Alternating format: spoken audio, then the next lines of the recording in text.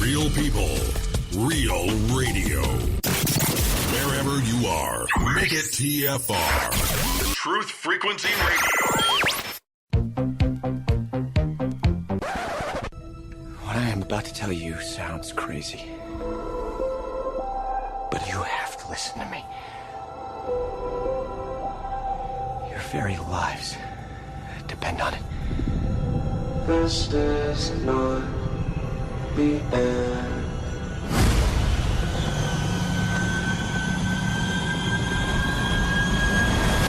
You see, this isn't the first time.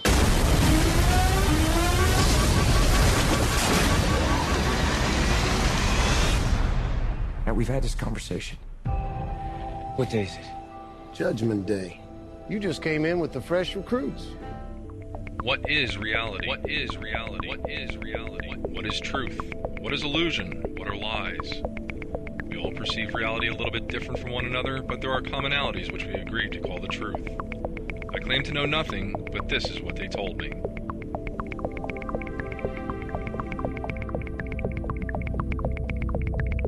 Perception.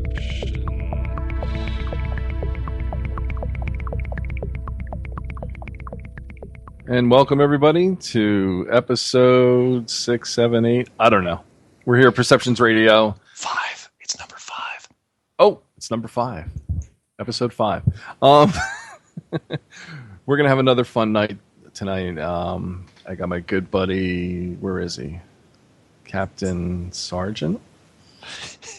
You know, that's a contradiction, using an officer and an enlisted man mix. But yeah, I've gotten that before. I don't know what to call you anymore because everybody's using aliases lately, and you know. Oh, yeah, like your guest for tonight. Yeah, it's not Mark Sargent though. It's like that was when you were just a foot soldier. Now we're at sea, so I figured it should be Captain Sargent. You know, if my dad was actually a sergeant in the Air Force, and when he had to answer the phone, he had to say Sergeant, Sergeant, and so everybody thought he was messing with him, and he got in a lot of trouble. That's pretty funny. Yeah. I never knew that story. Yeah. It's true. Well, you know, tonight we're going to do part 2. I had another guest scheduled, but this is so much more important because of that interview we did with the Navy guys. And at this point, one of them, you know, he put his name out there, so we can introduce him tonight as Shawn, a.k.a. Robert. And let me see if I can find him here. Hold on. Oh, wait. Is that him?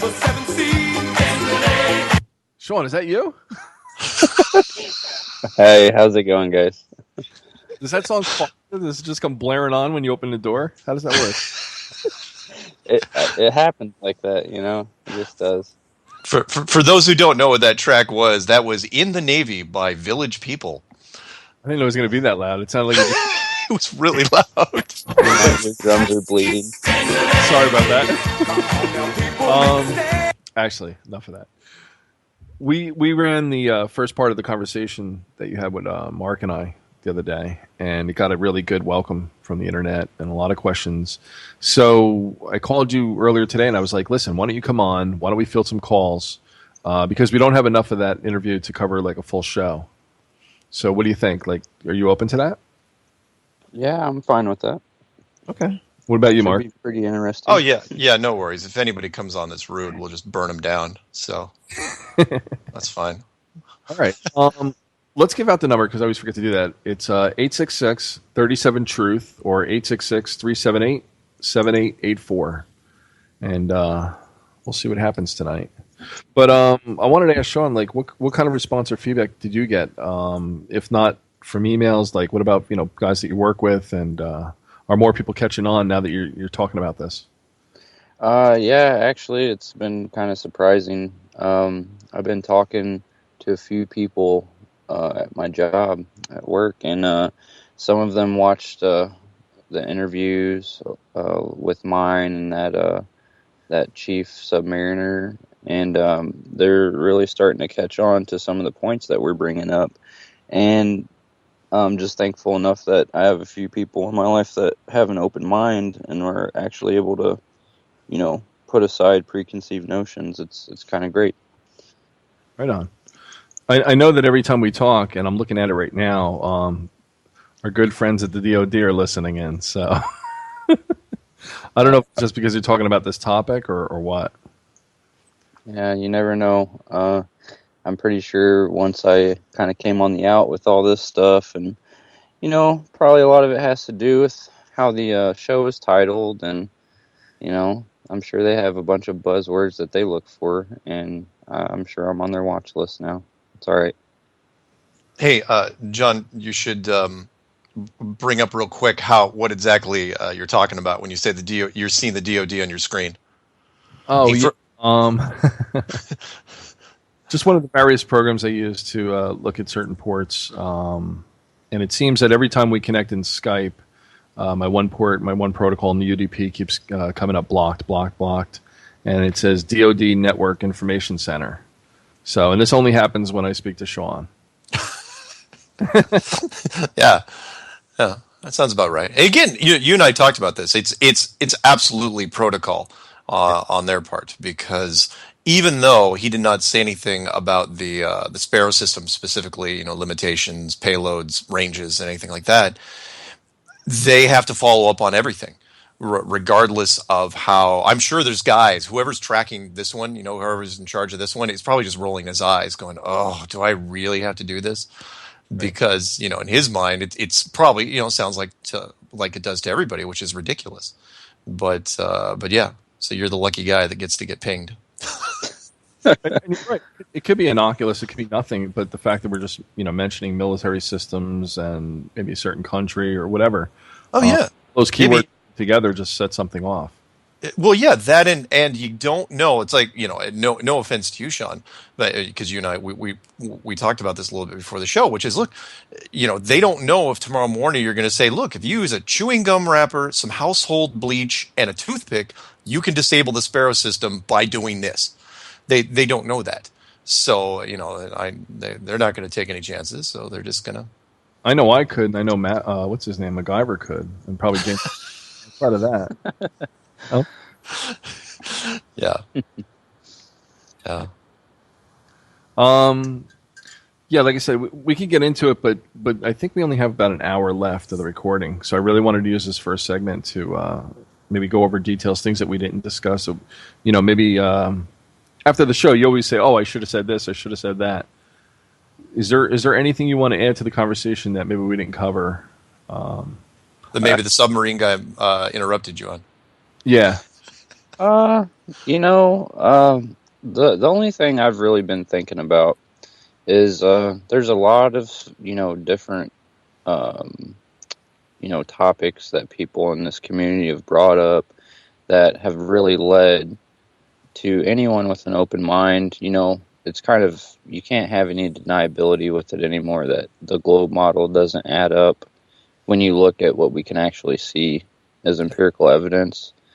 And some of the things I've thought about is once you get to that point, once you get to that tipping point, it's no longer about how much you can speculate on and try to test.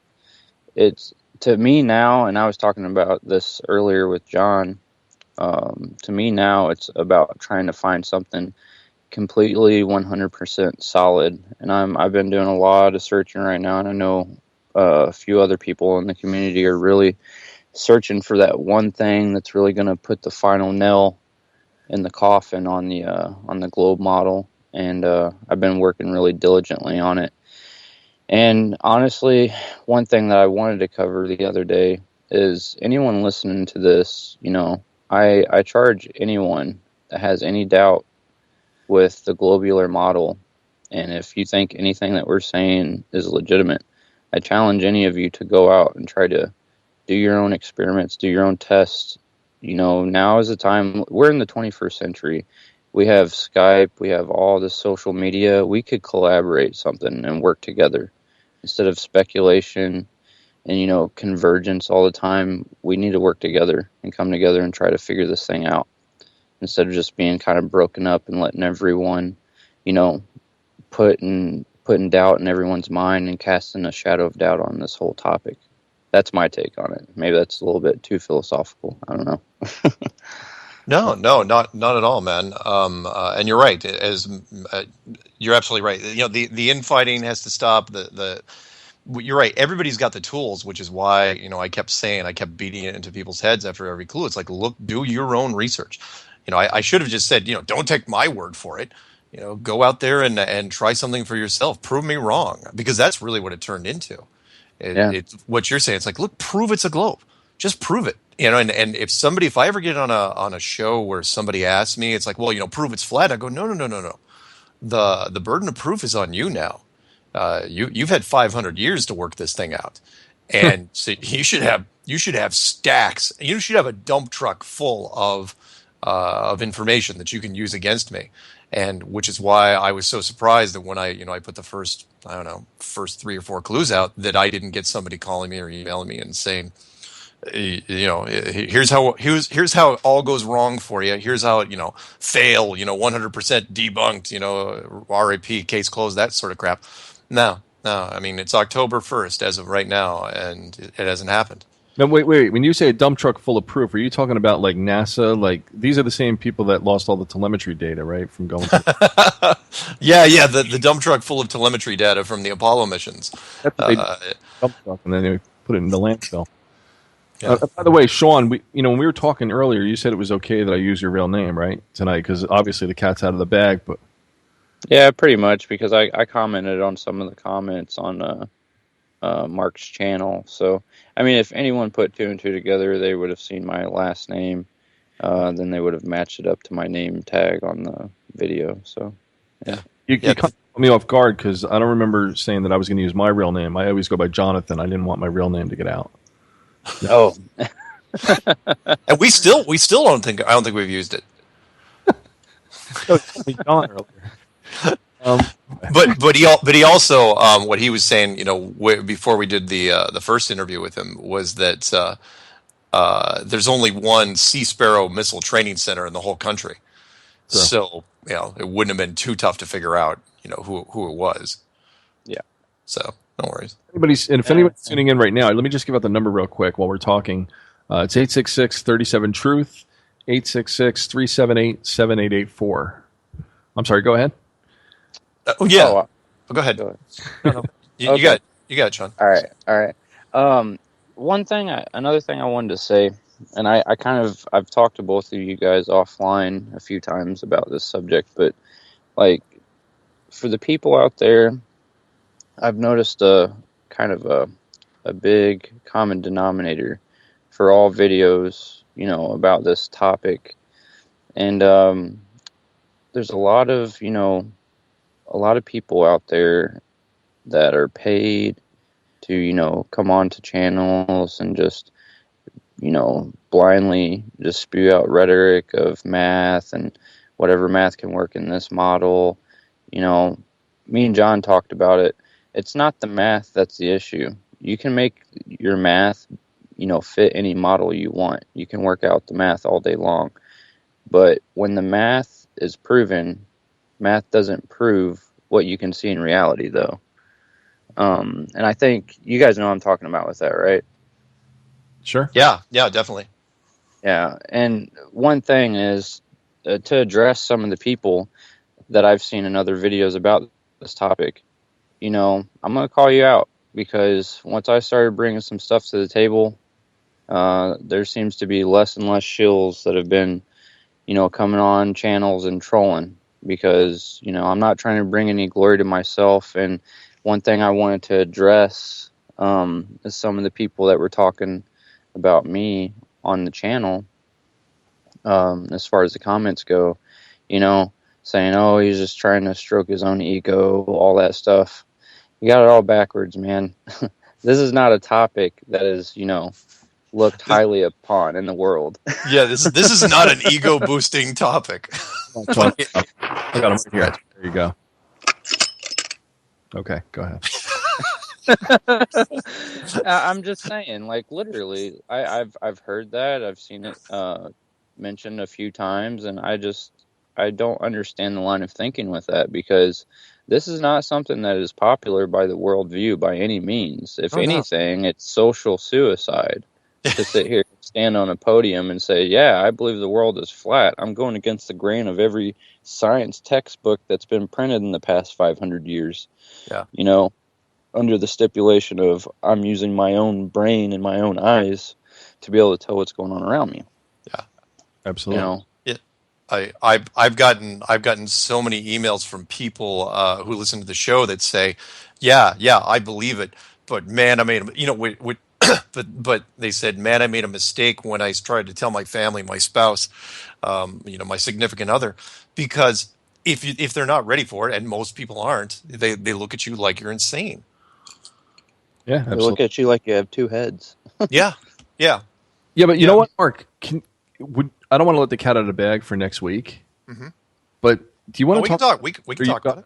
That email that you got today, because I read it to Shawn earlier, and I like the way it totally validated everything him and Jason said on the air the other day, as far as the gyroscope and. Oh, do you got it in front of you? Do you want to read it? I don't have it. I was wondering if you'd like to read it. Oh yeah. Hang on. Let me make sure I don't crash. If I crash, it's going to be Windows 10. Just so you know. Thank you, Mike. 1 second. But yeah, and it is responsible because of the guest we're going to have next is all because of Shawn and Jason. Shawn came out first and talked about it, and people. Yeah, it's like anything. Hang on, let me make sure. Again, if I crash, I'll come back, and you guys just have to fill it with something. But 1 second. Give me. It's really good because when these people start coming out and they're like, I have the technical expertise, I have 20 years of experience, and they start, giving their name and location and company they're with. It's not just some random, hit and run person on the internet. Some I got it. Guy that's I got it. You ready? This was really encouraging. Go ahead. Yeah. So this one came yesterday. And I sent it to Jonathan, and it's Mark, I've been listening to your show for the last month or so. I wanted to share my professional opinion on one of your recent topics. I am a professional pilot and certified flight instructor. I run my own business at a smaller airport in the Midwest. In my previous 6 years teaching others how to fly, I can absolutely verify that your recent guest's claims about the gyroscopic properties of the aircraft's attitude indicator are correct. Robert did a great job, well, in this case it's Shawn. Shawn did a great job in describing how it works, and he was spot on. Never in any textbook or other literature have I read anything about correcting for a curved Earth. We rely on those instruments in bad weather and literally risk our lives trusting that the instruments will not deviate from straight and level ever. That's all caps. That alone was proof enough to a well-educated pilot to question everything I thought I knew, and I am now very much convinced that we have some serious examining to do regarding the world in which we live. And he's going to, he mentioned a little bit later on that he was going to work on some long-haul flights and try to work with distance. But that's brilliant. And the whole thing is because of what Shawn came out with, and it's great. Because again, it's the analogy is nobody wants to be the first one on the dance floor. Nobody, it's like, oh, let's wait for the drunk people to get on the dance floor, then the people show up. And that's what this is. Shawn is the drunk person on the dance floor. No, it's but this guy, and so the point is, this guy, I called him and I talked to him today, and he said, yeah, he goes, I'll be on your show. I said, you want to be anonymous? Nope. He's going to come out and say it. I'm not going to tell you who he is right now. You'll have to watch the show to find out who he is. But basically the video is going to be called "Flight Instructor," something flat Earth, and he's not shy about it. And who else? Who's going to be next? Who's going to come after that? Air Force? Commercial pilots, full blown, people that are flying people around. I don't think that's probably going to happen anytime soon, unless they're retired. Yeah. Because they have a bias, yeah. Yeah, well, yeah. There's that, and you don't want to question your annual physical probably wouldn't turn out too well if that was brought up. Go ahead. Exactly. Good point though, because would an Army grunt or a Marine grunt who's got his boots on the ground really have anything to lose? I mean, the world's flat. But if you put an Air Force guy who has a chance of being a test pilot or going into a NASA program start speaking out, I mean, he's really cutting his own throat now. Yeah, potentially. Which is why the first guys that came out to talk about this, although they still haven't put their name to paper, was Army artillery. two different artillery guys. And what did I say, Shawn, the other day? I was talking to a fire control. If I correct me, I said this wrong. A fire control specialist, Technician. The guys that sight in stuff for. Yeah, for the Army. Yeah, like for snipers, for artillery, and sometimes gunships. And he, one of those guys, emailed me and said that they in fact, I think he left me a voicemail saying that he had dealt with some of that stuff, and it's all flat. Everybody, basically, everybody's going to say the same thing. So what you're saying, and what so now we've got air, we've got sea, we've got under the sea, we've got surveyors, both big tracts of land, commercial surveyors, and highway surveyors, and they're all basically the whole premise is that they're saying, look, everybody's heard about the curvature of the Earth, but nobody's applying it in everyday life. It's not being put to practice. It's just something we hear about. Nobody's actually, when they go to their daily job, when they go to what you were doing on a day-to-day basis and what surveys are doing, nobody's actually using it. It's just a word in a book. Yeah. Yeah. So it really is. Yeah. Who would have thought? And that's why everybody, even the pilot that I was talking to, he goes, like everybody, they all end up repeating the same thing, which is, I can't believe I missed it. I can't believe I missed it. It was right there in front of me the entire time. And I think I have, well, you and I, we spoke about this last time, which was my theory on how they missed it was the same as everybody else, which was because nothing went wrong and your day-to-day stuff goes off. It's like, oh yeah, I got my job done. It's never going to be on your radar. No pun really intended with you in mind. Yeah. Go ahead. Oh, go ahead. No, you go first. Oh, I was just gonna say it's really encouraging to hear a letter like that, especially from someone I've never met before. They don't know me from Adam. They just listened to what I had to say, and it really came down to that one breaking point. And I kind of had a chuckle with myself earlier. I was reading some of the comments on some of the videos about me and Jason and you guys on the show, and one of the people actually said, "I have a feeling the next show is going to be titled something gyroscopes." And as soon as I read that, I just started laughing. And but honestly, though, that is the one thing, other than everything else, that's recent to me that I've really thought about. That's kind of proven my point even more. Yeah, yeah. And in all fairness, because I'll be as transparent as I can, I received some emails early on. I haven't gotten one from a long time from commercial pilots. That were defending the globe. Like you said, they have a bias, and they say, no, you're absolutely wrong. It's globe. I've seen it. I've seen the curve. That whole thing. I try to send them the weather balloon pictures, and they get all upset, and they don't want to talk to me anymore. But I think the more convincing argument for them would be the gyroscope. Yeah. How do you debate that? Yeah. Yeah, I mean, they all know what it is. They're all trained on it, to a certain, some more than others, but they all know exactly what it can do because it's the guidance part of what they do. And in fact, this guy was mentioning he threw a new little wrinkle, and he'll talk about it when we have him on next week. But he was saying that, look, think about, everyone says, well, you have to deal with the curvature of the Earth with the gyroscope. But it also, like he's seen it when he just goes over a steep hill. When he goes up and over the hill and sloping down, he can see this thing doing exactly what it's supposed to. And he goes, look, going down on the other side of a hill, is how much different is that from, it's just a steeper version of the curve, if the curve exists. And he goes, and it doesn't. It's never there. Yeah. It's a great after I read that letter you sent this morning, I was just like thinking about when planes fly in the clouds and they have to trust on the instrumentation, they have visibility, and I'm thinking, how could you have any orientation to the flat Earth if it's not flat? Like if there's no flat horizon. Well, excellent point. That's what Shawn was saying. And feel free to jump in, Shawn. Where when you and Robert were comparing notes, and you guys were saying, how do the ships get back, or how do the planes get back to the carrier if it's a globe? Because their guidance systems would never let them get back there. They'd just be lost as soon as they took off. Yeah. I mean, especially, yeah, as soon as you go out over the horizon, so to speak, you lose perception after that. But I don't know. It's just, there's some things, I just tell people this. For people that doubt it and they just don't want to hear it, I just say this.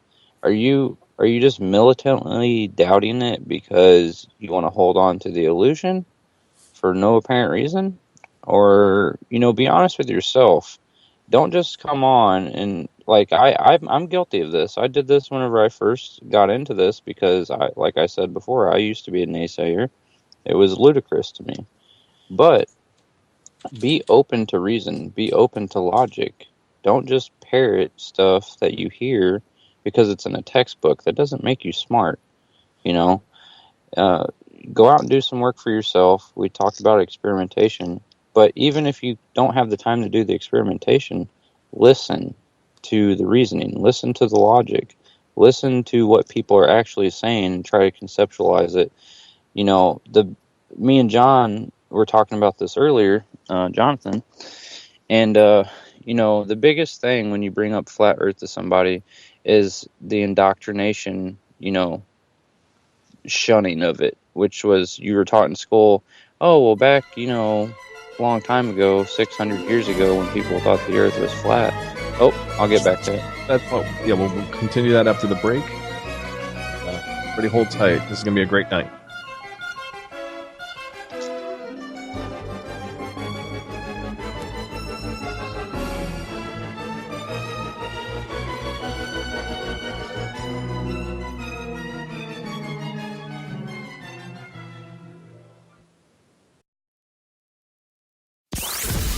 Frequency with Chris and Shuri Geo. Friday and Saturday on Truth Frequency Radio.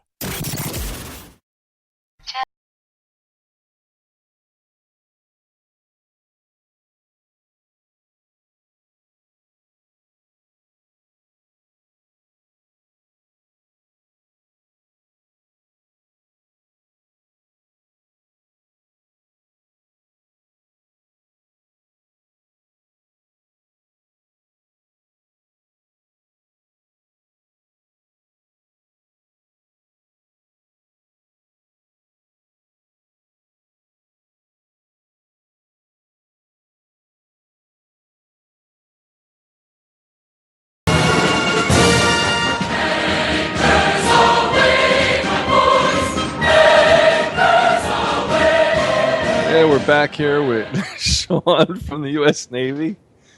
That was in honor of you, man. Thank you. It's my show. I can do whatever the hell I want. Wow. That was great. I actually like that more than In the Navy by Village People. That's an old one. No, I was looking at the interview. We can actually run it in the second hour of the show, so why don't we just keep talking here? Because right. Waiting for callers too. And let me number out real quick. I always forget. 1-866-37-TRUTH, 866-378-7884. Anybody, please call. Yeah, no, it's late, but come on, call. Somebody in fact, somebody should be, our haters. Somebody should be staying up for that.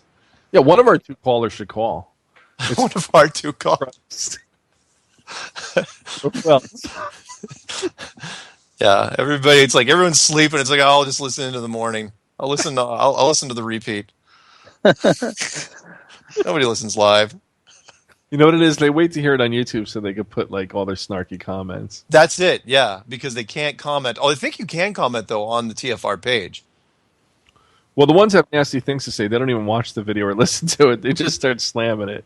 Yeah. People will do that all the time. Where it's like, they're 2 minutes. They don't even go 2 minutes in. It's like as soon as it's queued up, it's like thumbs down. You guys suck at everything. And that's. You know how you really haven't made it mainstream with this topic yet? Because I haven't seen one person post I made $11,000 at home just by working. Yeah, that's the truth. And by the way, So, your friends, Shawn, are hiding. Now it's the Ghana Government Ministry of Communications. I don't see them anymore. Okay. oh, okay.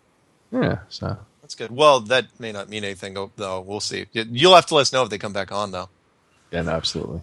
Yeah. Anyway, what were you saying right before we went to break? I had to cut you off mid-sentence with the music. Oh, it's fine. I was just basically saying, the whole idea behind when you bring up flat Earth to somebody, there's this, chip on everyone's shoulder because of what they're taught in school from an early age.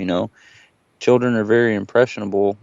They soak up everything that they're taught, and they're taught that people back in the day when they believed the world was flat, they're the line of thinking with that was, oh, well, we'll sell off the edge, and then that was always the sticking point with anyone that's ever believed in a flat world. Oh, you archaic, cretin. How could you ever think the earth is flat? You would sell off the edge. Ha, ha, ha, ha, ha. I'm so learned with all my science, so-called. And what they don't realize is to actually sit there and talk to someone about the flat earth, you need to understand where someone's actually coming from. You need to understand the model that they describe and how circumnavigation can align the same model as the way the globe does. You explain North and South Pole. People need to actually investigate these things before they just dismiss them immediately. Because that, the true... I was having a conversation with somebody one time. The true sign of intelligence to me and to that person, we've talked about this, is admitting that you don't know everything and being open-minded enough to accept the fact that you might have been wrong. Or lied to. Exactly. In this case, because so many people take things as gospel, and yeah, of course, there's people that will say that actually believe that everything they hear in the news is spot on correct, and that the government would never lie to them, the media would never lie to them, no one would ever lie to them. I know there's some of those people out there, but for the rest of us who are suspicious, in varying degrees, this is the last hurdle. I had some guy put it to me pretty well, and he goes, once you get past this is the open-minded key right here. In fact, I'll use the Star God's quote, which was, he goes, you want to see how open-minded someone is? They say, oh yeah, I'm open-minded. I'm open to all sorts of concepts, really. Hit them with this. It's called flat earth spray. And you hit them right in the face with it. And you see what happens. Do they recoil and say, no, because flat earth is literally the biggest concept, the biggest open-minded concept I've ever seen. Speaking of lies, though, like I've never lied to my own son about this since we started talking. I've had him on calls with me, right? Yeah. The other day. And so he's watched all your clues, and he looks at it and he says, yeah, this makes a lot more sense than what they've taught us in school. And so we always had this thing since he was about 3 or 4, and I'll say, what won't Daddy ever do to you? And he goes, lie to me. And I go, how come? He goes, because you love me. And but it's sweet, but I'm thinking of all the people that are going to have another reason to hate their parents for lying to them. Like, you lied to me about Santa Claus, you lied to me about the Easter Bunny, the Tooth Fairy. Now you're going to tell me that the Earth is flat? Yeah. In fact, here I've got one for you. You're going to like this. That just because people, even when you're in family discussions, you're people that have known you for years and years and years, they turn on you. Let me, if you don't mind, let me read this real quick. I got this from an older gentleman who just in fact he emailed me just before the show, and he said, "Greetings, sir. I cannot begin to tell you how truly moved I was when watching the videos. I came here in 1948 and live in a world of closed minds. I had believed for many years the moon landing was a joke. Most do not want to talk about it. Recently found myself a bit uneasy as my 31-year-old son was explaining the flat earth theory at a family gathering and met with such resistance. I knew he might be onto something, but I kept my 2 cents out of the conversation. Not anymore. Thanks to this well-thought-out presentation, you great sir are 1 in a billion. Please keep up the battle for truth." And And yeah, that's exactly what I would expect, because you don't want to be on the losing side. So when somebody in a family gathering says, "Oh yeah, by the way, there's flat," and people just descend on him like wolves, there's probably somebody else in the room that buys it, but they can't. What are you going to do? You're gonna get attacked like he is? It's what? I'm picturing that father-son bonding like that scene from the movie Butterfly Effect when he went to see Dad in the Psycho. Yeah. yeah, where he gets Son, I'm trying to tell you, and then he chokes him out. Yeah. But again, it's gaining ground like that. The fact that his son was bringing it up, his 31-year-old son, and he was buying into it a little bit, enough to where, remember the first rule of Flat Club is you do not talk about flat Earth. And his son brought it up, and even though he watched the ridicule happen in that room, he goes home, he looks it up for himself, he does his own research, and now he's in. It's fantastic. I love watching stuff like that. I got to tell you, it's a guilty pleasure, but like when you tell people about this and they don't believe you and they chuckle and they're like, "You don't really believe that, do you?" And then you just stare at them. That awkward glance. Yeah. It's like you just told them like first I'm going to kill your dog, then I'm going to kill you. And it's just you're just saying the flat Earth. I mean, it gets that kind of response. Like they really get nervous. It's never been. And feel free, by the way, if something's on your mind, Shawn, on anything. But I've never seen a topic this polarizing, and this in any conspiracy or non-conspiracy. Topics that we're really divided on. Like race or abortion or women's rights or all this. So you're saying Roe versus Wade and Republicans and Democrats, that's all been a distraction to keep us away from the flat Earth? No. What I mean is the people get mad so quickly about this. I mean, there's people that are on the what I'm saying is nobody's on the fence about flat Earth. It's either because remember, we've talked about how people will just flip. It's like flat Earth ridiculous, flat Earth is dumb, flat Earth is stupid, and then you get this pause, and then flat Earth makes sense. There's no middle ground. It's like nobody says no. It could be or may not be. I don't know. I really don't care. Nobody says that. It's the conditioning was so thick that that's why you see those fights break out in the forums. People just lose their minds. You know what this just reminded me of, by the way? And then Shawn, you can have the floor. Sorry, yeah, we're taking it from you. Oh, you're good. It's the Mark and John show. Hey. No, I'm thinking of like what was that? Like Tom and Jerry cartoon or something along those lines. Yeah. And like the guy would like go to hit the bird, and he's sure he killed it, and then he lifts his hand and it's not there and it's on his shoulder.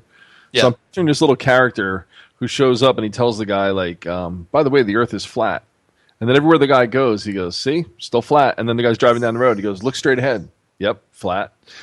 And no matter where the guy goes to get away, this dude shows up with like a ruler with a level and all this other crap, and he goes, "Yeah, that's just what I thought, flat." Yep. In fact, there was a guy, I promise I'll stop talking after this, there was a guy that did a kind of a parody. He used a Bert and Ernie cartoon from Sesame Street, and he took just a video and then overlaid it with his own voice where Ernie was torturing Bert about flat Earth, kind of like what you were doing just there, where he just kept popping over his shoulder. It's flat. It's flat. He kept saying, like, "You're a globe head. You're a globe head." Well, that's brilliant. I got to see that. Yeah. So Shawn, what's next on your, I mean, you're obviously out. That's for sure. You've given people just about every bit of information you could give them, to prove you're legit. Do you have any thoughts? You going to approach anybody else with it? What are you going to do? Honestly, before I touch on that, I just want to say this just to kind of touch on what you guys were just talking about, with that son talking about the flat Earth and how his family was kind of ridiculing him. Uh-huh. That's how the conditioning has been working really well. When people are, like you said, pounce on him like wolves over something that should be something that you could just easily talk about. Yeah. The conditioning is going pretty good.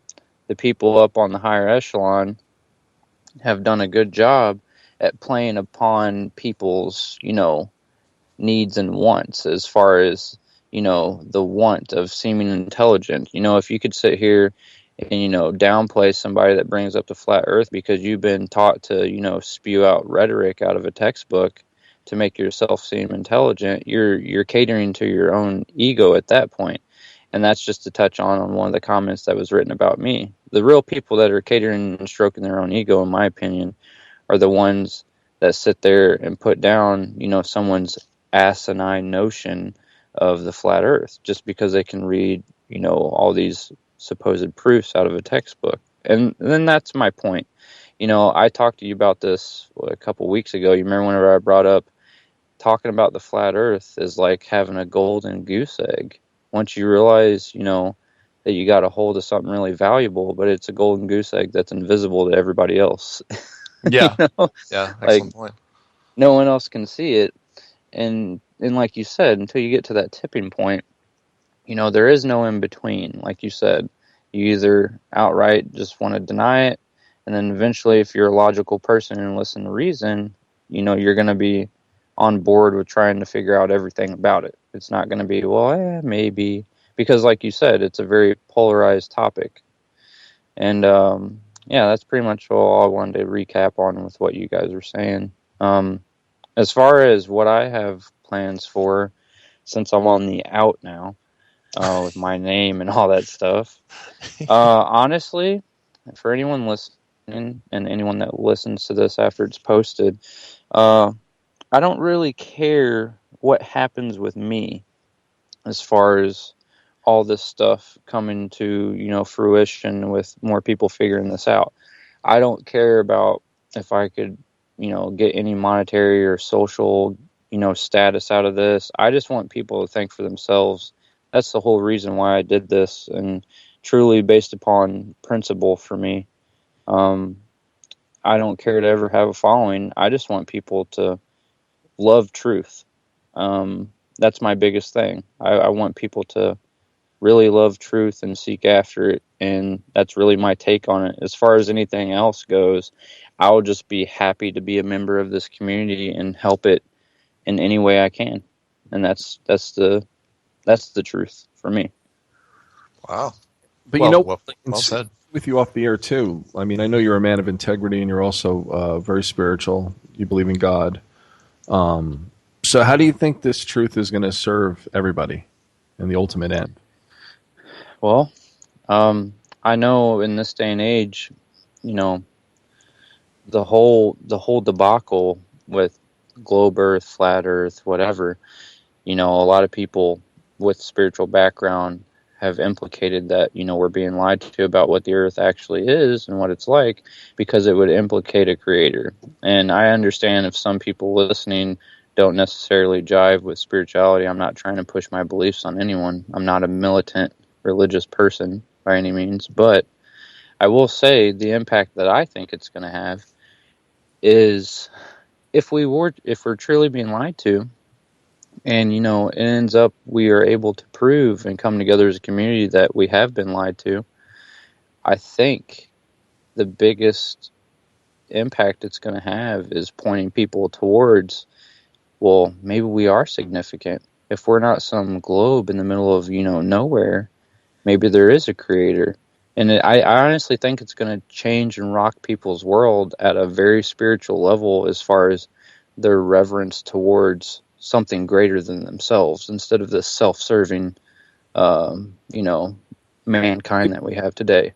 Maybe even a better sense of self and where they stand in relation to all things. That now they have boundaries and something.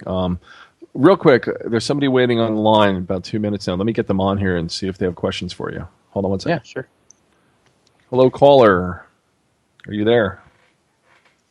Yes, I am. Hey, everybody. This is Randy. I'm in Austin, Texas, and been listening to you guys for several months now. And I had a curious response from a friend of mine who's an electrical engineer, and he works in the semiconductor industry, and he works with laser systems and stuff. And I shared with him the interview that y'all did on with the fellow who worked with the Sparrow missile system, I guess. Yeah, we got him on right now. Oh, cool. I had an interesting response. I wanted to read it to y'all, and then maybe you could respond. He said,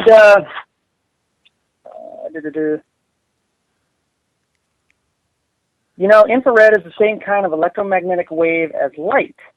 They are the same thing. Infrared is just a slightly longer wavelength than the visible spectrum. So for them to say that infrared does not lie is nonsense. There is no difference in the behavior of infrared and visible light. They are the same thing. Infrared is light.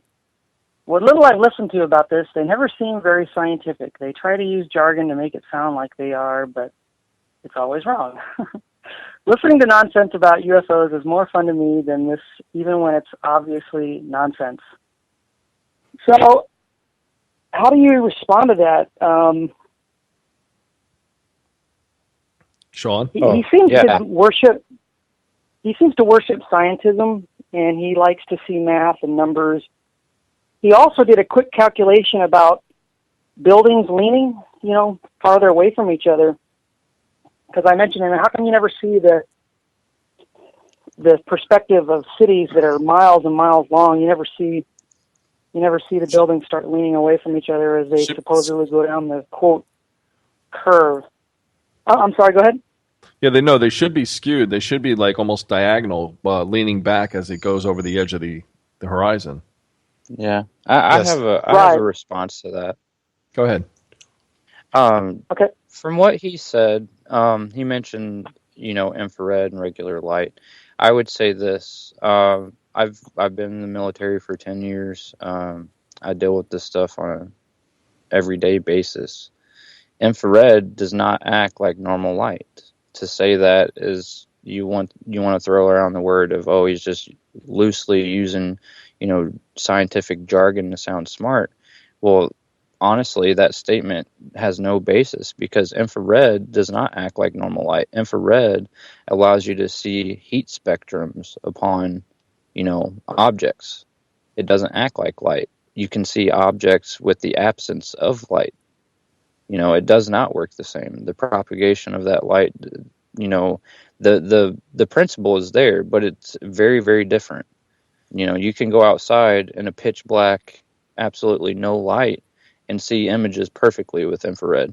So to sit there and say that infrared and regular light are the same, that's not true at all. Yeah, it doesn't work like that. Right. Yeah, it's only the same in that they're both waves.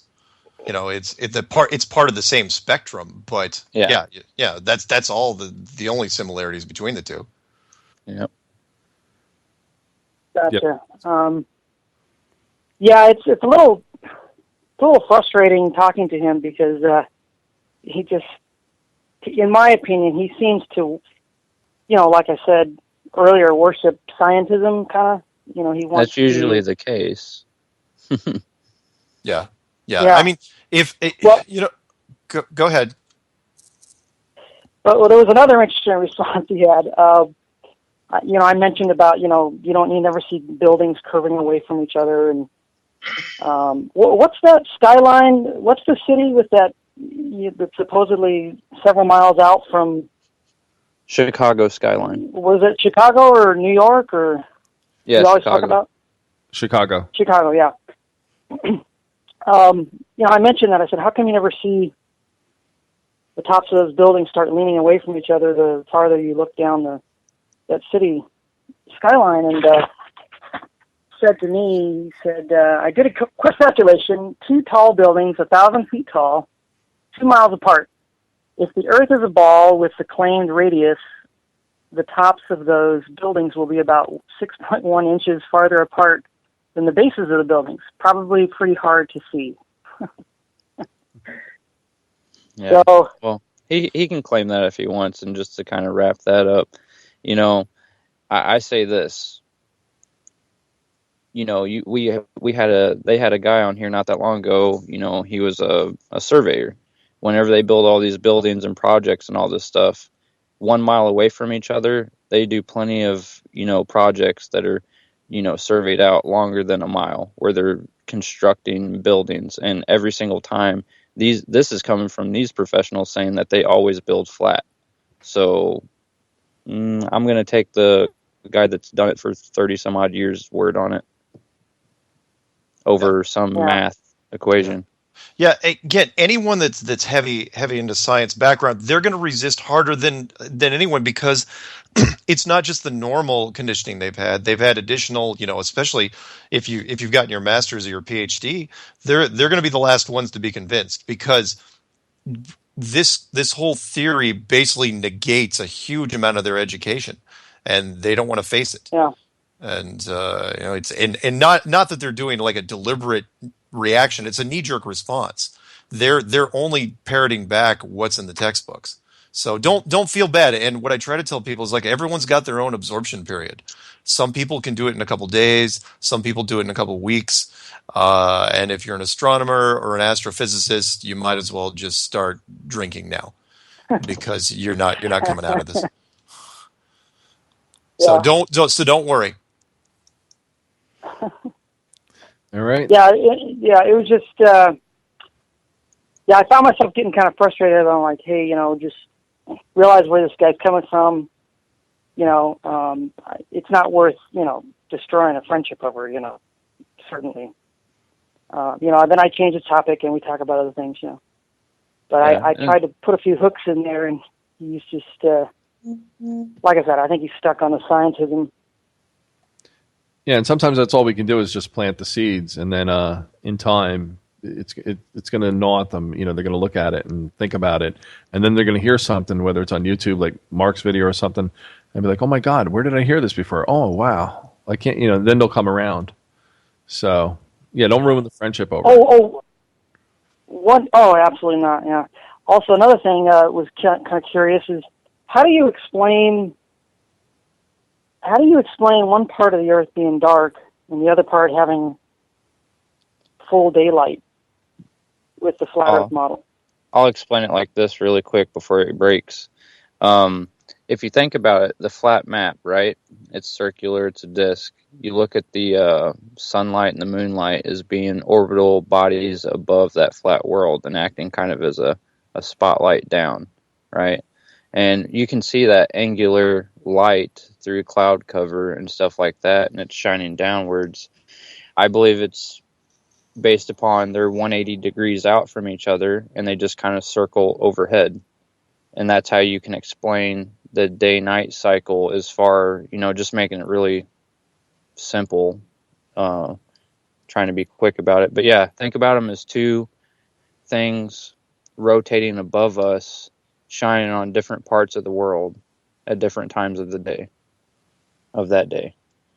And that's really a quick way of putting it, but that's the best way I could say it quickly. And I think the caller dropped off. I noticed the vault here, the thing that I'm using for the phone thing. When it gets down to a minute before break, it just resets. So, Randy, if you're listening, I'm sorry about that, but thank you for calling. And that was a good explanation, a good brief explanation. But Mark, what would you recommend for that? As far as out there that explained that what Randy was asking on that part.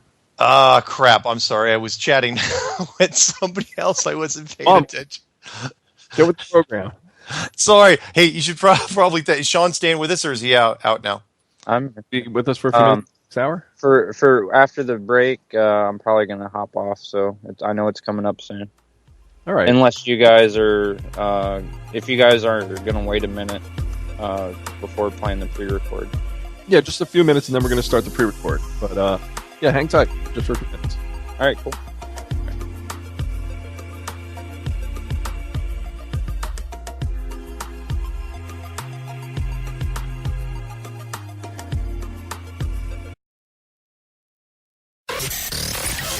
Real people, real radio. Initiating the truth frequency. This is Truth Frequency Radio.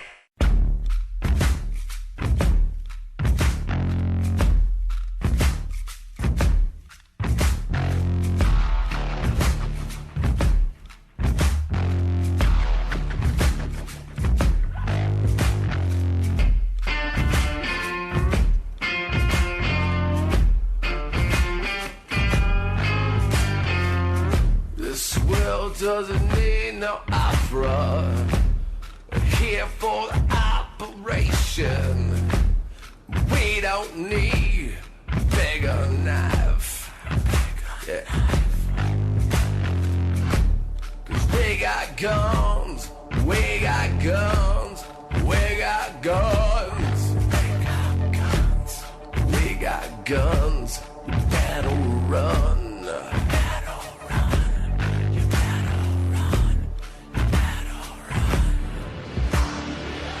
We're killing strangers. We're killing strangers. We're killing strangers so we don't kill the ones that we love.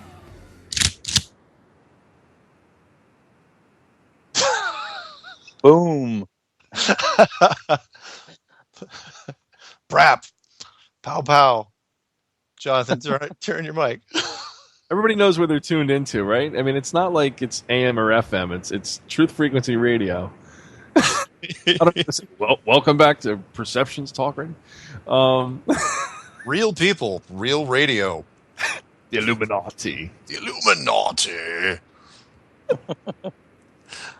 Sorry, Shawn's got to go to bed. Yeah, he is kind of young. Whoa. I always get that. I always get that. It's okay, though. I see it as a blessing because when I'm like 40, I'll look like I'm like late 20s, so it's all good. Yeah.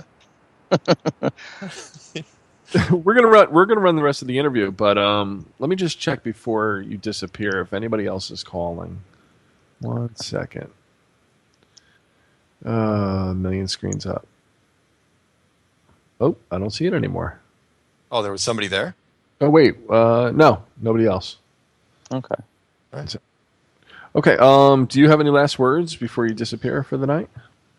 Yeah. I'll just say this to everybody. Think long and hard about what you believe. Dig down deep. You know, if we've been lied to about a lot of other stuff that's happened in society, you know, why is this any different?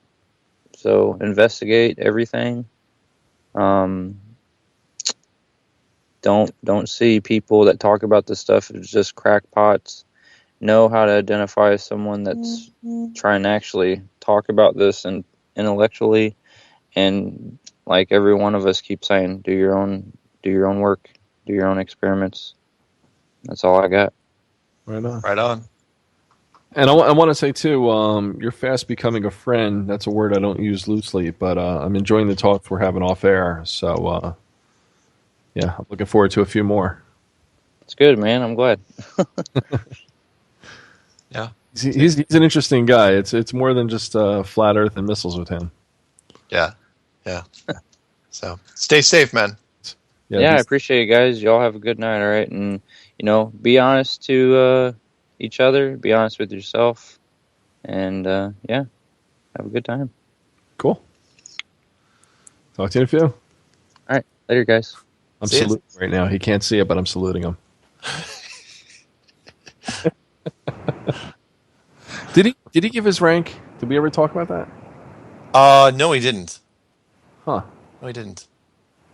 So, oh, by the way, I think you have to drop him. Sorry, I shouldn't say that on air. I'm afraid to drop him because I'll drop this whole thing. Yeah, you're probably right. So maybe not. We'll just let's just go into the clip, I suppose. Do you want me to do the lead in for the clip? Yeah, you know what? I have it queued up. Let me see. I think we were 45 minutes into it. So yeah, I don't remember exactly where we were, but if anybody was listening to the first part, they'll know. Yeah, you're right. So, but yeah, do you want to say anything before we go? It was well, just that this is the remainder of the conversation between Submarine Jason and Shawn from the missile instructor. The Sparrow missile instructor, and it was really great. I mean, I feel bad because we had to cut them off because of the length of the show that we were doing, but they really started getting rolling into this one and got into some really fun details and comparing notes, and it was great. I was just sat there, you know, it was late and I was still riveted. Right on. And if anybody's confused, when you hear Shawn and Robert, they're interchangeable. This is when he was anonymous. If you're listening, if you didn't listen to the first part, we're referring to Shawn, who we just had on for the first hour, as Robert throughout this clip. So this is a pre-record we're going to put on right now. You ready? I'm ready. Here we go. Okay. Level flight, right? Yeah. Technically speaking, you would be gaining altitude all the time. You know? And you never do. Exactly. Wow. Hey, can I read something to you guys? Speaking of trusting your instruments and stuff like that. Sure. It has to do with the stars. I found this website because I was looking into this reverse navigation fix. And it says this is on a website called TECEPE.com. It has to do with celestial navigation fundamentals. And talks about here, apparent movement of the stars. There's a couple of paragraphs. Says, using the Earth at the center of the universe model. Okay? Using the Earth at the center of the universe model, imagine that the Earth is stopped and celestial sphere is turning around it, completing a turn every 24 hours. You should not be confused by this idea. It's exactly what you observe if you sit and watch the night sky long enough. So it's telling you to look up at the sky and pretend that the Earth is not spinning, it's fixed, and the sky is moving around the Earth. Because that's exactly what it looks like. Interesting. So it's telling you that even though you're supposed to know that it's the exact opposite. Exactly. Yeah, the sky isn't spinning, even though all indicators point to that. Exactly. It's you that's spinning. Exactly. So they're telling you to trust what you're seeing, but it's not what you're actually saying. Huh. It's really good. Hey, before I forget, because I meant to ask this of you earlier, Jason, which was, and don't tell me if it's classified, and I know you'll probably joke that it's classified, but torpedo firing solutions. Can't go there. Oh, okay. What's that? Go on. Well, no, I'm just saying, with missiles, they didn't take into account any of the Coriolis effect or the curve. I would imagine, even if you had to speculate, that would be the same thing underwater. Like we talked on the phone, the only thing I can remember having anything to do with the Coriolis effect was when we studied the theory of the inertial navigation systems. Now, with weapons, I don't know. I can't say yay or nay if it was even discussed with it. Got it. But in navigation, it was actually in theory, like the land surveyors. Yeah. It's something we kind of talk about. You're going to put it into practice? No, or you're never going to put it into practice. I don't know of any module or circuit board or button that you would press every 2 hours to a Coriolis effect. Don't miss the 2 hour button. So you didn't actually you didn't happen to glance over any Coriolis effect device, button, switch, lever. We didn't use it in any of our navigation principles. As far as charts and like, and even with the charts, we didn't do it when we did a line. If you're going from the east coast of the United States to the coast of Europe, it was a straight line across the chart. It wasn't none of this curved stuff that you see on some things. It was a straight line, man. Oh, straight shot. Path of least resistance. So when you Google Map something and it shows that big bowed curve, we never. And what maps were you using? Like a Mercator map or nautical charts? Oh, the nautical charts. Yeah. But it never it was always a straight line. It never bowed even in the slightest. Huh. Same thing with you, Robert. Robert. All right, I'm here. Sorry, I muted myself. So no, it's okay. No, it's totally cool. With navigation, when you guys were plotting if you looked at any navigation charts, was the Submarine says that it was always a straight line, like Hunt for Red October. Yeah, we did this. We did the same thing, and like I was telling you guys in the episode I did with you, you never account for it. And I know what type of map he's talking about. We have a topographical, like nautical map. We have like channels on it where it's shallower, where it's deeper. We have depth perception on different seas. All that stuff's taken into account. Yeah. But you never take into account, a curve or anything like that. And we always did a straight shot. We never accounted for anything else. Yeah, we have all those charts too, and they're a top-down map. They're not based upon a 3D model. And I know Chief probably has the same thing. Obviously, a submarine can't quote to use GPS navigation because they're underwater all the time. But like I said in the last episode, consider the source. We use GPS, quote unquote, as a backup navigational tool. We always used our gyro first and foremost, always. But a gyro, understand this, a gyro works on a flat plane, period. Yeah. Same thing with you, Jason. GPS was more, like you were saying, you periscoped up just to confirm with GPS, but that was it. Yeah, and for all I know, there was no satellite. We were just using a strong Loran Charlie signal. Yeah. Wow. I mean, I don't know. Why? No, seriously. I never saw it. I've been I've been trusting what I've been told. But just because the button said GPS didn't mean it actually was GPS. It just meant that you were confirming a signal with something. Could have been Bert and Ernie on the other end, for all I know. And that's a lot of people. They have a misconception about GPS in general. People, if you actually take the time to conceptualize it, and there was actually an Air Force officer that got out back a few years ago that apparently leaked the fact that GPS was a land-based technology. And people always ask, well, how can you find out where you're at on a globe if it's not satellites up in the sky? It's called towers. It's called RF being propagated through space and triangulating depending upon how long it takes the signal to get there. You can triangulate any position in the world as long as you have some type of reference point, aka a tower that emits a signal. We used to have ELF, extremely low. It was one tower, and you could pretty much transmit a message anywhere on the entire planet, underwater, above it, it didn't matter. Wait, you used to use that, but now it's not being used anymore? Yeah, it was phased out in early 2000s. Yeah, interesting. Yeah, they called it ELF. Yeah. It's up in Michigan, I believe, or something like that. And the replacement system is classified? Supposedly all satellite. Supposedly.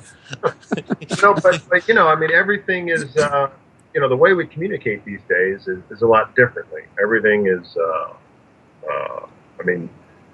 Alexander, who is it? Is it Alexander Graham Bell? Yeah, the phone. He did a wireless communications across a table way back then. Not Tesla? No, it was actually Tesla did it long before everyone else. And well, either way, being able to transfer data along long distances through the air. We've been doing it for decades with all kinds of stuff. And why shouldn't we be able to do it with some sort of positioning fix?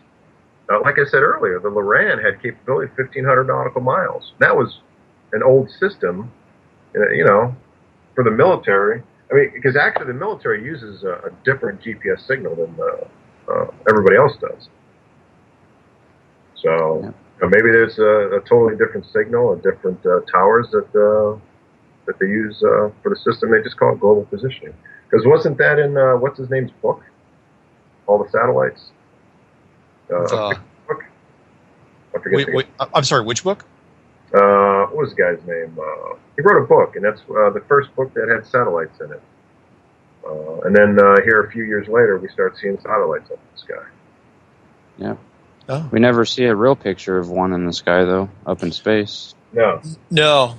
Always artist rendering, computer generated, whatever it is. It goes back to my question I asked you, Mark, in our conversation: is why is it you send all these picture-taking things into space, into the atmosphere, or whatever?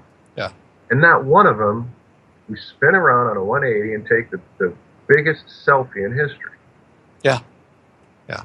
And yeah, again, they did finally in July of this year, but it seemed, if you believe in coincidences or you don't, that they were waiting for that, that the flat Earth movement was basically calling them out. And they were dumb enough, again, I'm still trying to figure that part out, where they were dumb enough to actually say, oh yeah, by the way, here's the first selfie we've taken of Earth in 43 years. Why would you admit to that? Why wouldn't they launch Cassini? Didn't they just first thing? Hey, as soon as we get far away enough, big picture, everybody smile. Take the shot. Yeah. Everybody have all the lights on in the world at the same time. There you go. Yeah, and they're still not accounting for the satellites. I love the ISS real time or time lapse flyovers, where the atmosphere should be just bristling with satellites. Nothing. You never see a glancing shot. If there's the what? Going too fast. Oh yeah, obviously. Of course. But yeah, they can't be going that fast, even though they need to stay in orbit as well. Whatever. Exactly.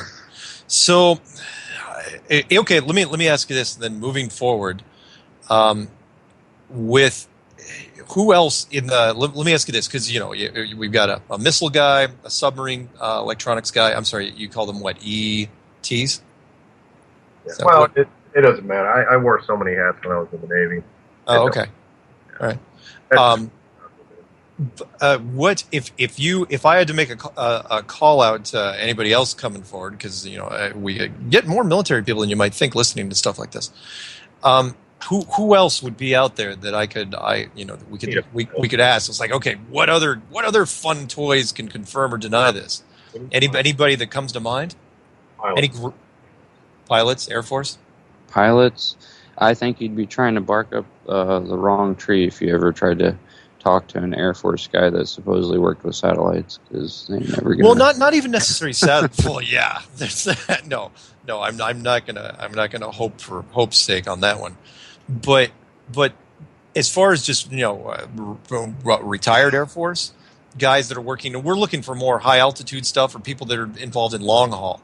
I would imagine, like heavy military cargo that's going 7,000 miles, 8,000 miles, stuff like that. Yeah. Would you think? I mean, if you had to ask anybody, if either of you two had to ask anybody, who would you want to talk to? I would want to talk to an SR-71 pilot. That'd be good. Oh, that's a good one. Yeah. I got that phone call into that guy that I was telling you about. I don't know some details, but yeah, he's high up. Yeah, I'd want to talk to them mainly because the same instruments they use to maintain attitude is the same ones they use in regular aircraft. As far as the gyro goes, it might just be a little bit more precise. But you're flying at those altitudes. If you're on a plane model, eventually they would have just flown into space, especially being that high up. Good point, Jason. I'd want to talk to Bill Cooper, but yeah, he'd probably yell at us until we're all nuts. Yeah, yeah. At first, but it's slowly but surely. I think this is becoming more of a kind of like the hidden. It's weird. It's kind of like this hidden conspiracy. The conspiracy people are like keeping under the covers. That it's like, yeah, they're telling people here and there, but what was that line that Chris Rock said? It's kind of like the Spice Girls' big album, where nobody owns it, but they sold a lot of them, didn't they?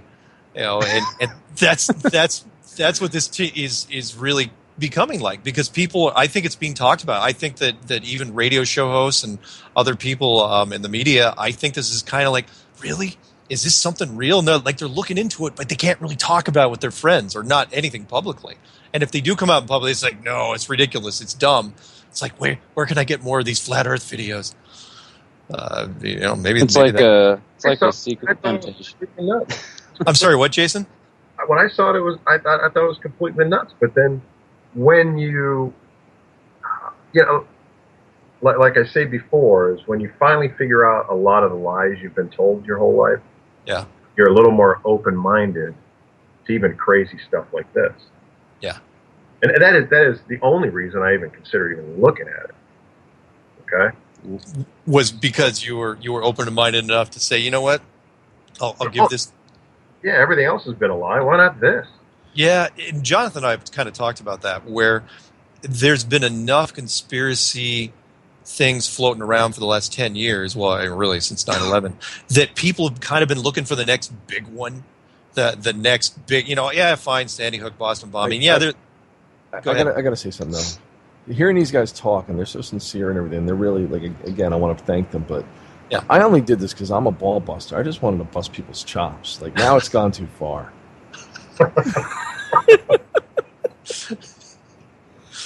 I haven't even brought up. I was looking for like favorite slang words that Surface would use against subs and vice versa.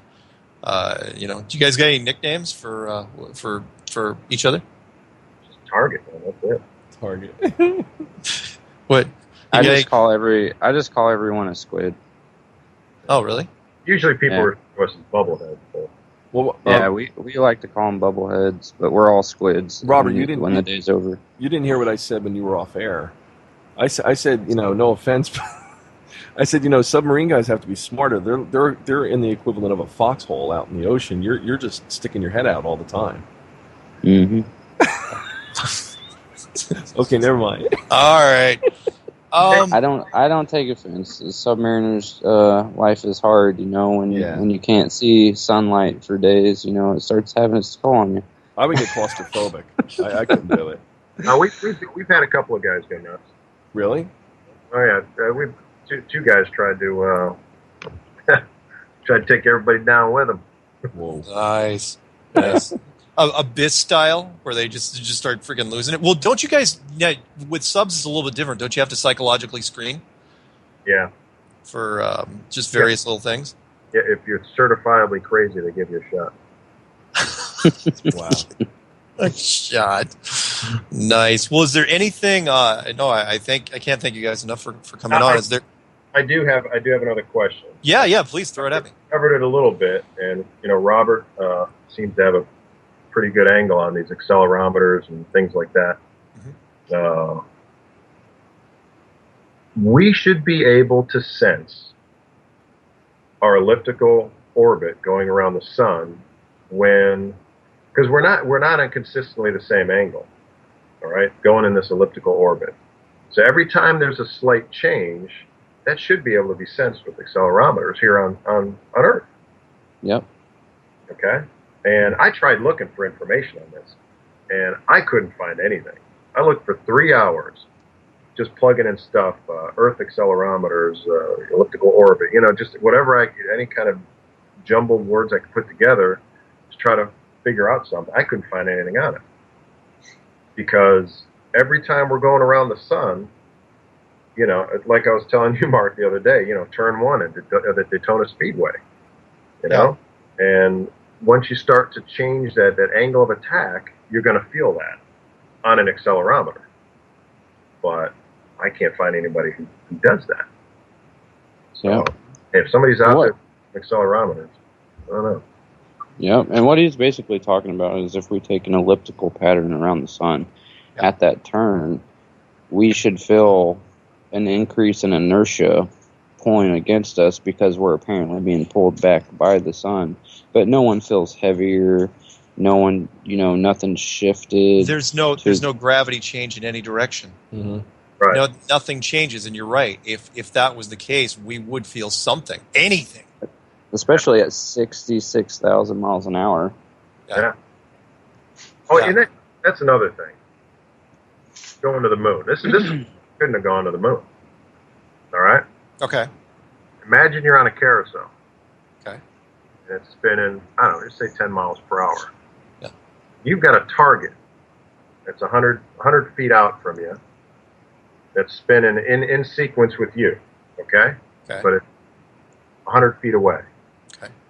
And you, on this carousel, spinning at 10 miles per hour with your target, spinning the sequence around with you, you're going 60 miles per hour down the road.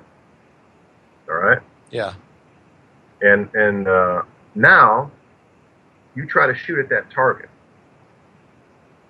What's going to happen? Let's say you're using a 22, and you shoot at that target. What's going to happen when that bullet leaves the gun? It's not going to hit that target. No, it can't, because there's too many velocities affecting it along the way. Right. So we're spinning at 1,100 miles per hour. The Apollo mission, the rocket, leaves Earth's atmosphere at 1,100 miles per hour. Well, we're spinning at 1,100 miles per hour because supposedly our atmosphere is doing it with us, right? Yeah. But right when you leave that atmosphere, it's like throwing a gum wrapper out the window going down the highway. Yeah. Yeah. Not to mention that the moon is orbiting us as well, and by the time you get out into the vacuum, you no longer being, affected by the atmosphere, like you said. But all of a sudden, you got to play catch up with the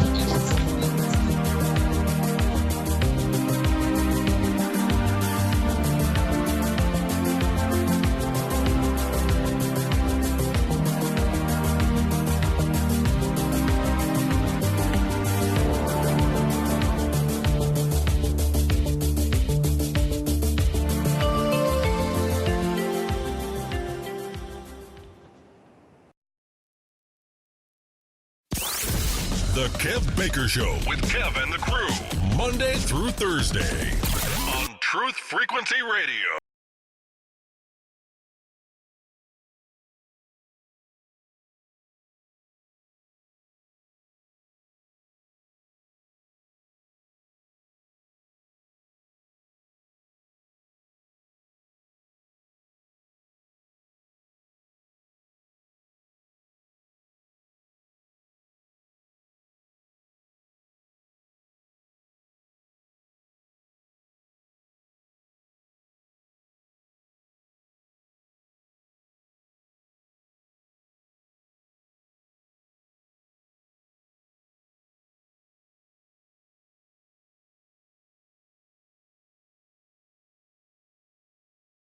The show ends. If we have a minute or two at the end, Mark and I will say goodnight and parting words. Mark, you still with us? I am. Yeah, let's get right into it. It's a great ending to the interview. Cool, man. Here we go. The vacuum, you no longer being, affected by the atmosphere, like you said. But all of a sudden, you got to play catch up with a big old ball that's moving 66,000 miles an hour. And if anyone thinks our equipment could do that breakneck speeds back in those days, we can't even do it today, is nuts. Because they would also have to be accounting for the moon rotating around the Earth still. Yeah, everything that they've done, they've explained just two stationary objects going in between the two of them. They didn't cover 67,000 miles per hour going around the sun. Well, can I say one thing to that? Yeah. I said to Mark recently, I said, what if the moon is only a few thousand miles away, right? If you can travel in a commercial jet 500 miles an hour when you go from LA to New York, you could be there literally in 4 hours, right? So let's say it's even 6,000 miles away, but it's still underneath a dome, right? It's still part of our atmosphere, maybe at a different density. And so, it wouldn't apply to what you're saying, but yes, if it was outside in space in a vacuum, then everything you're saying is true. And what if the bigger secret then is, guess what? Here, it's a double hoax. Not only did we not go to the moon the way that we were told, but we did get to the moon, and when they got up there, they turned around and looked down and said, oh, shit, this is a flat Earth. That's why they looked like they got kicked in the nuts when they were in that interview. Yeah. Could have been. That's possible, although for me, I think they knew beforehand. And I think they knew from Richard Byrd's expeditions. I think they knew. Yeah, I think they knew I think too. that's why it threw all this stuff in the progression, is because once he found what he found, they were like, nope, no commercialization. And all of a sudden it was Operation High Jump and Operation Fishbowl. And then all of a sudden NASA was born because they wanted to figure it out. Yeah. Figure out the structure. And then after that, they were stuck. I got to watch Capricorn 1. The what? I got to watch Capricorn 1 again. Yeah. Capricorn 1. Basically a textbook instructional on how to fake a space program with the tools you got. And they weren't even shy when they did it. It was wonderful to watch from that standpoint. When I was watching, I remember I'm old enough to remember watching it when it came out years ago, and it didn't even occur to it was entertaining even then, but it didn't occur to me because there was no real whispers of a fake moon mission. It was still an active program. That movie couldn't even be conceptualized today. Let's put it this way: they're never remaking that movie. Oh, and they've never made any movies. They've never made any real movies. Nope. About the moon. Nope. But going to the moon. I mean, nobody's ever. It's crazy. Yeah, I people keep like Rob Skiba was giving me grief. It's like, oh, that shouldn't have been your first clue. I was going, what are you talking about? I watch a lot of movies, and that entire plot line has been kept at bay for 50 years, and nobody apparently doesn't bother anybody. You know, we churn out remakes for everything else, but it's like, no, we're not going to make a movie about the move, the greatest achievement of all time. We're not going to even touch it. It's never been a straight to DVD version. The closest thing was Tom Hanks' thing, and they didn't really talk about. I'm going to download. And watch that. You know what's funny about that? It's kind of like that scene in Pleasantville where he says, "What's at the end of Main Street?" Well, everybody knows that. It's like, when you say to people, we knew, did we actually go to the moon? Everybody knows that. Of course, we went to the moon. Of course we went to the moon. Yeah. Why would you ever challenge it? And you guys coming from the military side, rivalries between nations as about as good as anybody. You telling me the Russians just said, well, they made it first. Let's just pack it in. Shut it all down. Nope, close it down. Shut it off. Shut off all the space program. We're not going to do it anymore. You got to be kidding me. I mean, that's the whole point. The space race wouldn't have ended at the moon. It wasn't like this big finish line where America just planted the flag and, said, screw you, and that was it. Russians would have kept going. We would have kept going. We would have built it was a question of it's 2015. Now we should be talking about how many military personnel are on the moon, which is a whole nother plot line. Well, they haven't even figured out how to get through the Van Allen belt yet. Oh yeah, don't get me started on that one. And don't you love how just because they didn't know that it existed at the time, they still went through it? Because not knowing something makes it not have an effect on you. Yeah, even though the Orion program, which is currently running right now, they're not they're sending unmanned capsules through because they say, oh yeah, we have to deal with the Van Allen problem. It's like, what are you talking about? Why? What Van Allen problem? That was solved in the 60s. There's no Van Allen problem, right? Yeah, of course. Anyway. And it's the same reason why Russia just shut it down.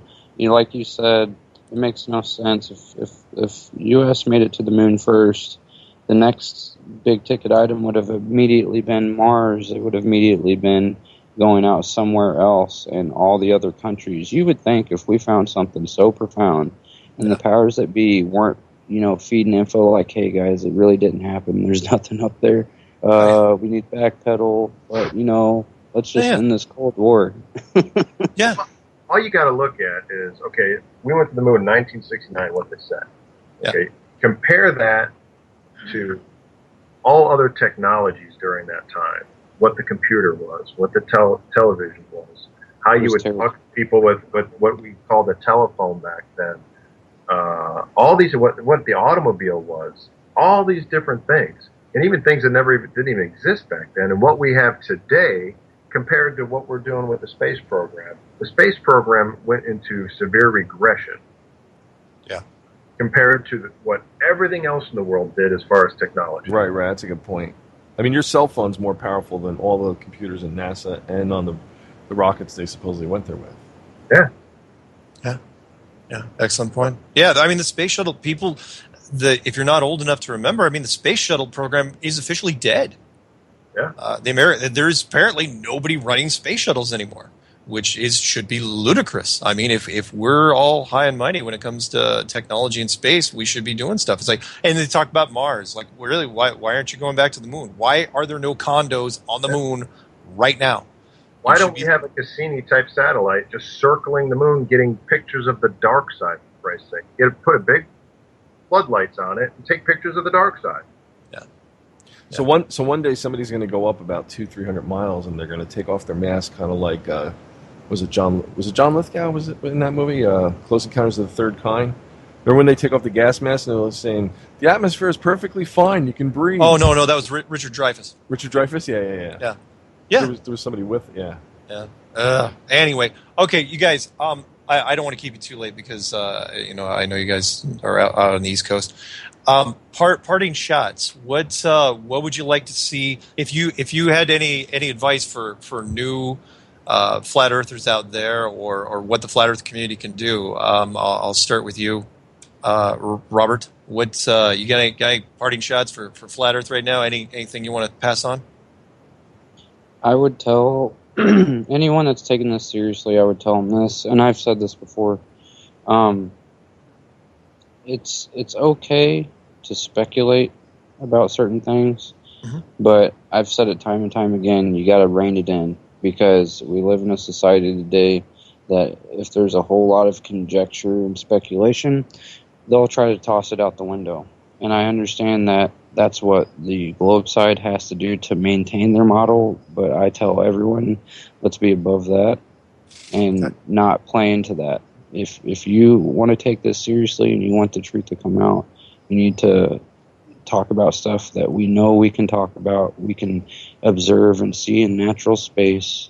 And I'm a firm believer in empirical evidence and math matching observance. Talk about stuff that we know we can. Nice. Well put. Jason, what you got? Yeah, those are some good points, and I think we're all questioning it. I don't know. I'm like I said before, I'm not sure if I'm 100%. I don't know, but the next step we can do is either start proving it is a globe or proving that it's flat. One of the two. I don't care. I got to know. Got to know. All right. And so we need to go forward with trying to organize certain tests, like the reverse navigation fix on the moon from several states. Nice. Things like that. So maybe that Crow 77 guy knows a bunch of people with a bunch of telescopes who might be able to handle that kind of... Hey, that's a good idea. And don't forget, everything we're saying is always being monitored, because I just typed the word close on Google, and the whole phrase "close encounters of the third kind" came up. So, oh, that's nice. It's always listening. Nice. Yeah. So I'd like to thank first Jason, Chief Electronics Technician for Nuclear Submarine, retired some years ago. He was in 20 years. And Robert, once again, coming back, missile instructor for the United States Navy. And thank you very much, you guys, for coming in. I think it was a great discussion. Thank you, John. And we'll talk to you guys again soon. Stay safe, and for everybody else out there, stay flat. All right, thanks. Cool. All right, so we're off. Wow, super guys. Really, there was a lot to take in, but I think the audience is going to absorb a whole bunch. By the way, Jason, you can swear now if you want. Fuck me. Go ahead. By the way, you can also make fun of New Jersey now.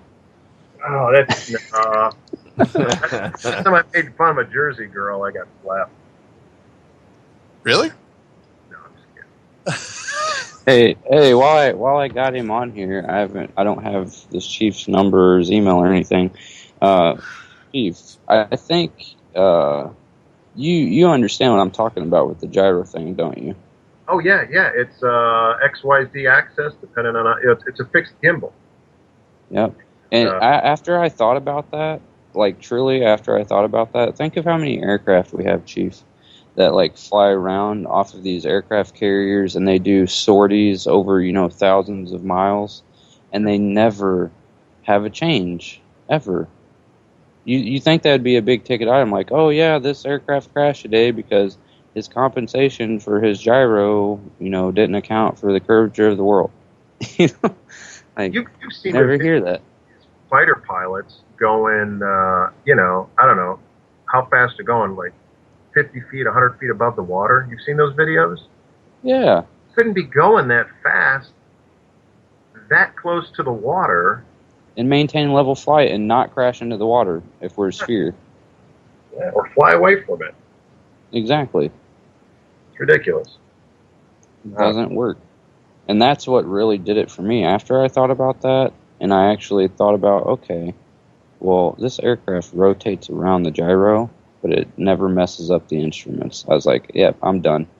Yeah. That's all it was for me. I was like, I'm done. So you're saying that the gyroscopic thing, it's set to the flat Earth. It's set to a flat plane. Yes. And so your ship or your submarine or anything. Okay, I'm sorry. Yeah, once it's spun up, man, it will not change its orientation as long as it has power to it. Especially the laser gyros that they use nowadays, it does not change orientation at all. At all. It is. If you had a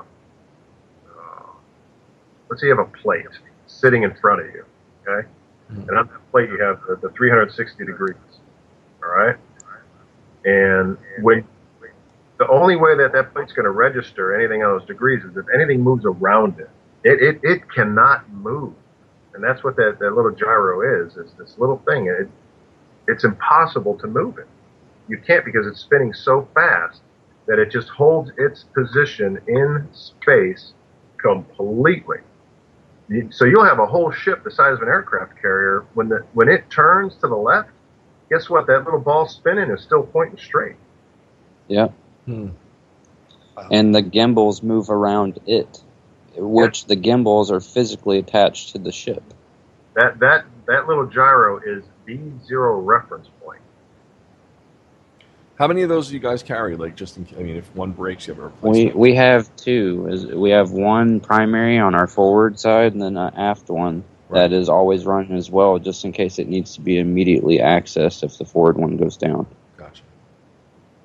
And that's just the way it is. It's redundancy, and anyone that can argue that, I would love to hear the argument on that, because when you spin a gyro up, you can't sit there and tell me, oh, well, it naturally just changes its progression as we go around the world. And it always, no, that doesn't matter, because a gyro, because of its RPM, counteracts the force of gravity with centrifugal force. That's how it stays level.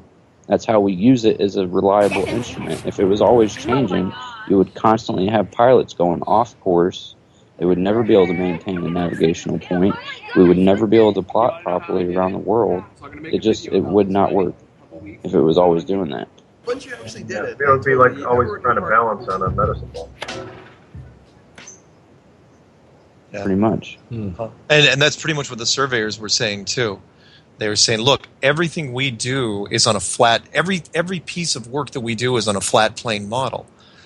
And they say, and that's fine and dandy, except that once you go far enough in the plane, the curve it's got to take effect. True. If it's true, the curve is true. Eventually, the plane is going to have to change. It's going to have to bend. And he goes, and no, they said, years and years and years and thousands and thousands of plots. He goes, it never bends. There's no curve anywhere. And doesn't matter how far you go, it just never happens. It's talked about, but it's never used in practical applications.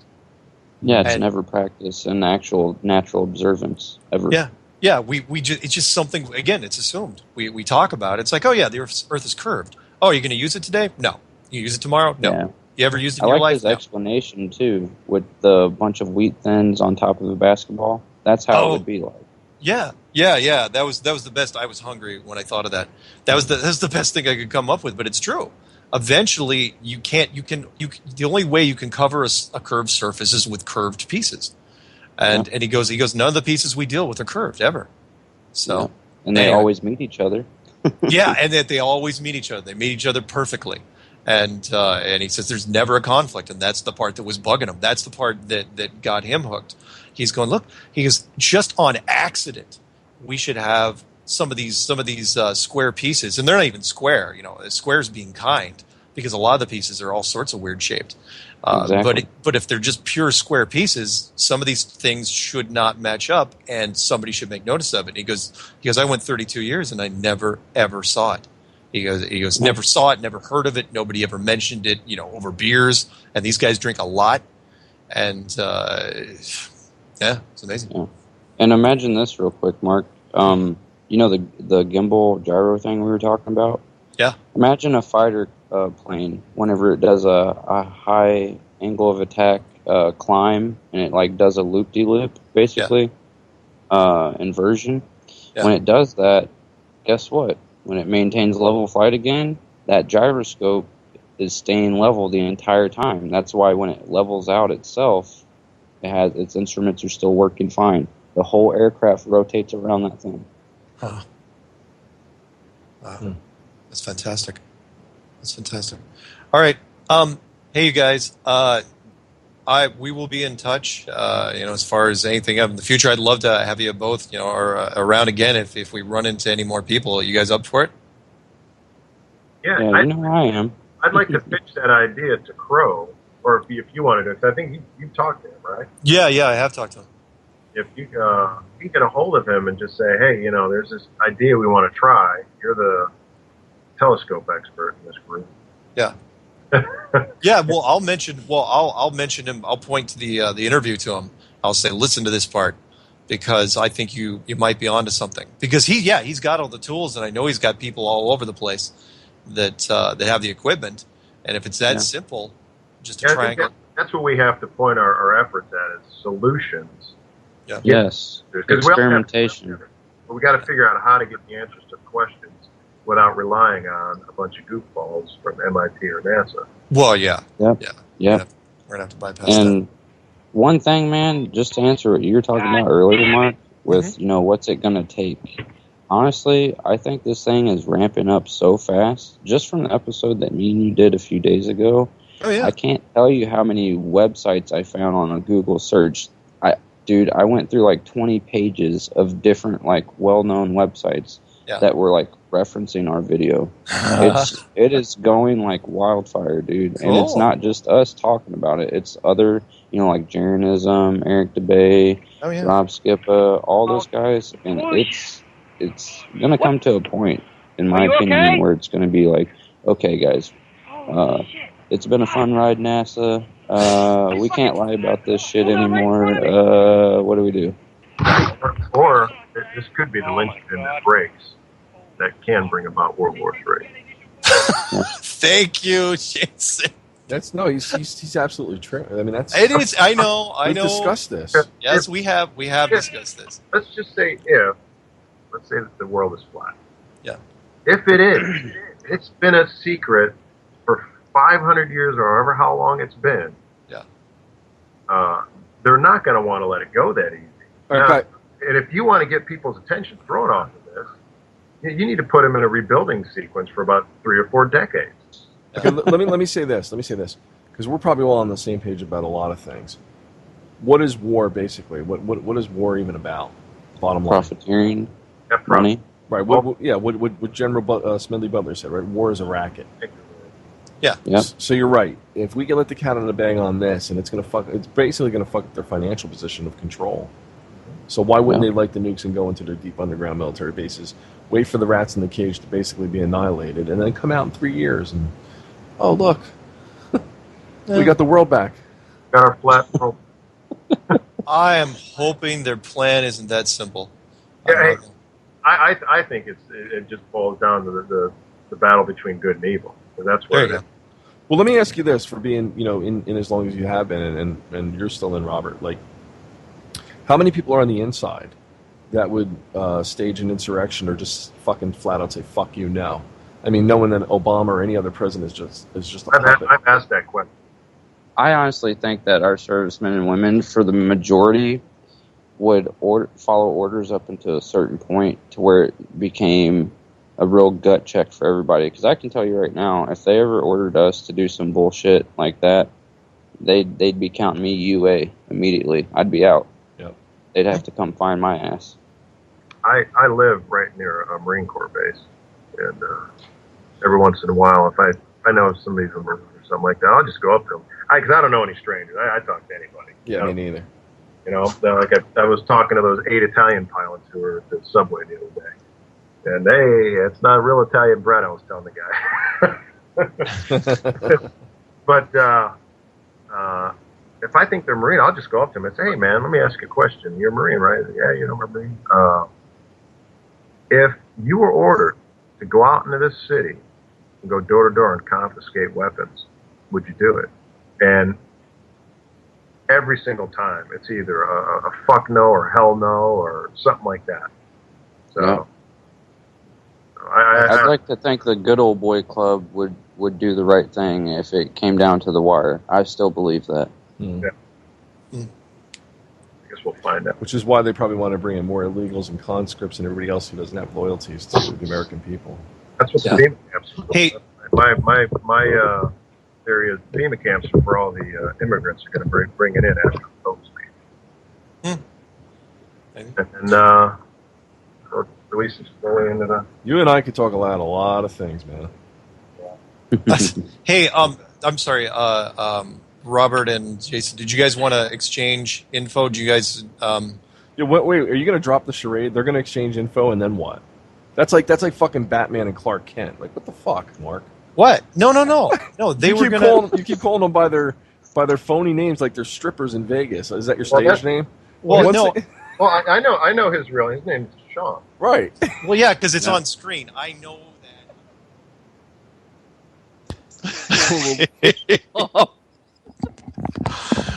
Dude, there, that's...